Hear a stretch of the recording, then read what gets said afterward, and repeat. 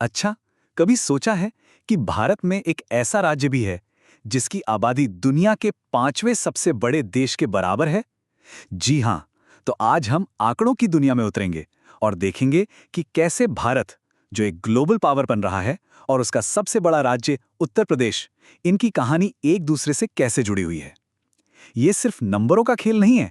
नहीं, बिल्कुल नहीं। ये एक कोशिश है ये समझने की कि भारत का भविष्य कैसा दिख सकता है। ये नंबर देखिए, 4 ट्रिलियन डॉलर, उससे भी ज्यादा। ये है हमारी भारतीय अर्थव्यवस्था का आकार। मतलब इतनी बड़ी इकोनॉमी जो भारत को दुनिया के सबसे पावरफुल देशों की लीग में खड़ा करती है। तो ये सिर्फ एक नंबर नहीं है, ये भारत के बढ़ते ग्लोबल एम्बिशन का एक सिंबल है, एक प्रतीक। अच्छा, अब जरा इस नंबर पे नजर डालिए। लगभग 20 करोड़। ये किसी देश की आबादी नहीं है।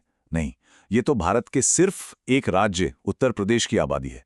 इसको पर्सपेक्टिव में रखने के लिए सोचिए, ये करीब करीब पूरे ब्राजील देश की आबादी के बराबर है। तो जब हम कहते हैं ना कि भारत बहुत बड़ा है, तो हमारा मतलब इसी स्केल से होता है। तो चलिए, सबसे पहले ये समझते हैं कि ग्लोबल स्टेज पर, यानी दुनिया के मंच पर, भारत आज कहाँ खड़ा है। दुनिया की जो आर्थिक महाशक्तियां हैं ना, उनकी लिस्ट में अब एक नया नाम मजबूती से जम गया है, भारत। अपनी 4.187 ट्रिलियन डॉलर की इकोनॉमी के साथ इसने जापान को भी पीछे छोड़ दिया है और अब दुनिया की चौथी सबसे बड़ी आर्थिक शक्ति है। ये सिर्फ एक रैंक ऊपर जाना नहीं है, ये एक साफ साफ इशारा है कि ग्लोबल लेवल पर भारत का दबदबा कितना बढ़ रहा है। और देखिए, भारत की कहानी सिर्फ इकोनॉमी के साइज तक ही नहीं रुकती, ये तो दुनिया भर में अपनी छाप छोड़ रहा है। मिसाल के तौर पर, विदेशों में काम करने वाले भारतीय जो पैसा घर भेजते हैं, जिसे रेमिटेंस कहते हैं, उसमें भारत दुनिया में नंबर 1 पर है, पूरे 129 बिलियन डॉलर। या फिर दुनिया का चौथा सबसे बड़ा रेल नेटवर्क, वो भी यही है। रिन्यूएबल एनर्जी हो या सर्विस एक्सपोर्ट, हर फील्ड में भारत एक बड़े प्लेयर के तौर पर सामने आ रहा है। तो चलिए अब थोड़ा जूम इन करते हैं और भारत की अर्थव्यवस्था की मशीनरी को और करीब से देखते हैं। वो कौन सी इंडस्ट्रीज हैं जो इसका इंजन है, और कौन है वो लोग जो इसे चला रहे हैं। आइए देश की धड़कन को महसूस करते हैं। देखिए, हर बड़ी इकोनॉमी की एक रीढ़ की हड्डी होती है, एक बैकबोन। भारत के लिए वो बैकबोन है ये 8 कोर इंडस्ट्रीज। कोयले की खदानों से लेकर आसमान छूती इमारतों में लगने वाले स्टील तक। असल में यही वो सेक्टर हैं जो देश की ग्रोथ को जमीन पर हकीकत में बदलते हैं। तो सवाल यह है कि 2023-24 में इंडस्ट्रियल ग्रोथ का लीडर कौन था? किसने सबसे ज्यादा रफ्तार दी? आंकड़े साफ बताते हैं। रिफाइनरी प्रोडक्ट्स, बिजली और स्टील, ये सबसे आगे थे। और इससे एक बात तो बिल्कुल साफ हो जाती है कि भारत में कंस्ट्रक्शन और इंफ्रास्ट्रक्चर का काम कितनी तेजी से आगे बढ़ रहा है। चलिए अब हम अपना फोकस नेशनल लेवल से हटाकर एक ऐसे राज्य पर लाते हैं जो सच कहूं तो अपने आप में एक देश के बराबर है, उत्तर प्रदेश। ये जो सामने है, ये उत्तर प्रदेश की डेमोग्राफी का रॉ डेटा है, सीधा हमारे सोर्स से। हो सकता है ये नंबर्स पहली नज़र में थोड़े मुश्किल लगें, पर कोई बात नहीं।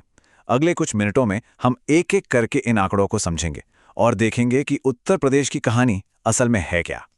उत्तर प्रदेश की जो करीब 20 करोड़ की आबादी है, उसमें मेल फीमेल का रेशियो देखें तो लगभग बराबर ही है।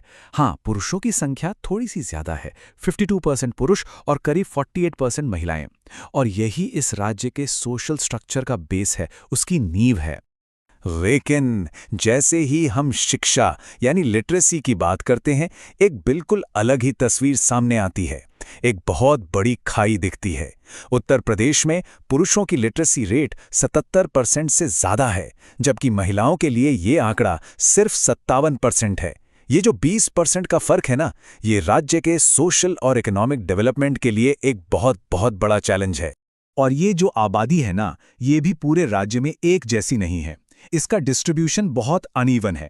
मतलब एक तरफ प्रयागराज, मुरादाबाद और गाजियाबाद जैसे जिले हैं जहां बहुत घनी आबादी है, और दूसरी तरफ महोबा, चित्रकूट और हमीरपुर जैसे जिले हैं जहां आबादी काफी कम है। और बिल्कुल आबादी की ही तरह शिक्षा का उजाला भी पूरे राज्य में बराबर नहीं फैला है। एक तरफ गौतम बुद्ध नगर यानी नोएडा और कानपुर जैसे शहरी सेंटर हैं जहां लिटरेसी रेट काफी हाई है, तो वहीं दूसरी ओर श्रावस्ती और बहराइच जैसे जिले हैं जो इस मामले में अभी भी काफी पीछे हैं। और यही जो असमानता है, ये रीजनल डेवलपमेंट के रास्ते में एक बड़ी रुकावट है। तो सवाल ये उठता है कि उत्तर प्रदेश इन सब चैलेंजेस से निपट कैसे रहा है और विकास की राह पर आगे कैसे बढ़ रहा है। इसका जवाब हमें मिलेगा राज्य के बजट और उसकी इकोनॉमी में। 8 लाख करोड़ रुपए से भी ज्यादा। यह है उत्तर प्रदेश के 2025-26 के बजट का साइज।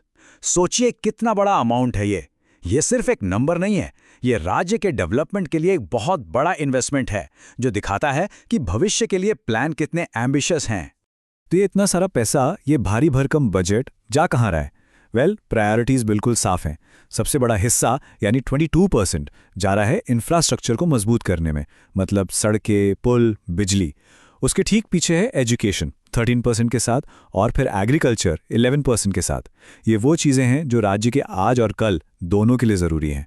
और ये जो बजट का पैसा है ना, ये इन बड़ी बड़ी योजनाओं के जरिए लोगों तक पहुंच रहा है, जैसे गंगा को साफ करने के लिए नमामि गंगे प्रोजेक्ट, या फिर हर घर तक साफ पानी पहुंचाने वाला जल जीवन मिशन, या गरीबों के लिए घर बनाने वाली प्रधानमंत्री आवास योजना। ये जो बड़े बड़े आंकड़े हैं, ये जमीनी स्तर पर बदलाव लाने का एक वादा है। अच्छा, अगर हम उत्तर प्रदेश की इकोनॉमी के स्ट्रक्चर को देखें तो एक मॉडर्न इकोनॉमी की तस्वीर उभरती है।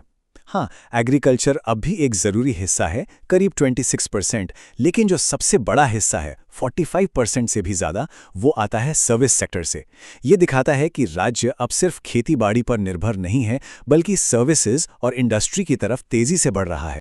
तो अब जब हमने इतने सारे आंकड़ों को देख लिया, उनको समझ लिया, तो चलिए अब एक कदम पीछे हटते हैं और ये समझने की कोशिश करते हैं कि भविष्य की तस्वीर कैसी दिख रही है। ये जो बात कही गई है, ये पूरी कहानी का सार है। ज्यादातर देशों से बड़ी आबादी और तेजी से बढ़ती इकोनॉमी के साथ उत्तर प्रदेश का सफर असल में भारत के अपने एम्बिशन का ही एक आईना है। मतलब साफ है, इस राज्य की परफॉर्मेंस सीधे सीधे पूरे देश की कामयाबी से जुड़ी हुई है।